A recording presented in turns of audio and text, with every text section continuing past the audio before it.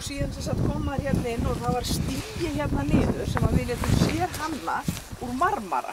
Það var gengið sem sagt niður stigan hérna en þeir komu nú bara frá hérna ríkinu og hirtu stigana því að við skulduðum að nefnda og við vorum ekki búin að borga hann, þannig að það er stór hættilt að fara hérna onni. Nú hérna séum við rústirnar á arinnum sem við keyptum, þetta var sérhannaður spænskur arinn sem við létum spænskan innanhúsarkitekt hanna fyrir okkur.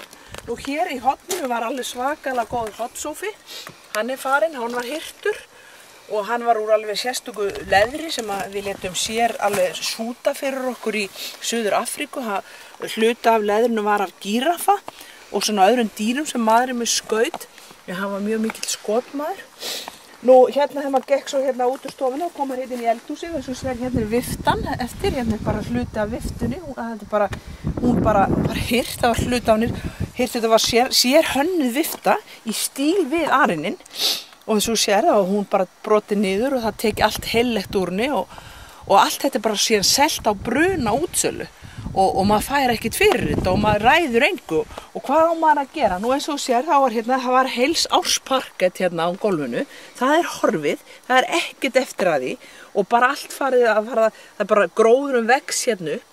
Þetta voru sérstakt þessi veggir hérna. Já, þetta voru alveg sérmúrað. Sérmúrað, sérhlaðið og við völdum alveg hvert einasta grót. Maðurinn minn fór á hverju einasta ári vestur á Snæfellsnes á sínar heimaslóðir, það er að segja þaðan sem hann var ættaður. Og sér valdi þetta grjót til þess að hlaða hér í veggina á húsinu. Til þess að maður svona fengi svolítið tilfinningu fyrir því að þetta væri íslenskt hús þó það væri í nútímanum.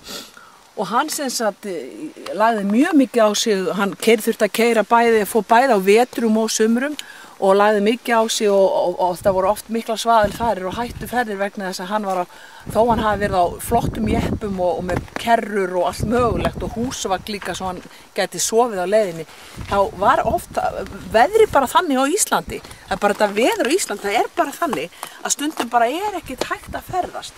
Og þá verður maður náttúrulega að vera vel útbúinn, en þeir eru búin að hirða manni í jeppann, það var það fyrsta sem þeir gerðu. Svo hirtu þeir hjólhýsið og síðan hirtu þeir líka, við vorum með svona áttum ægilega sniðu að kerru, þar sem við gátum ferjað allt grjótið, það var bara hirt. Þannig að þú sér það er ekkert nema rústir, þetta eru eintóma rústir. Og ef þetta er ekki lýsandi fyrir það ástand sem var á Íslandi í dag, þá veit ég ekki hvernig hægt er að lýsa því.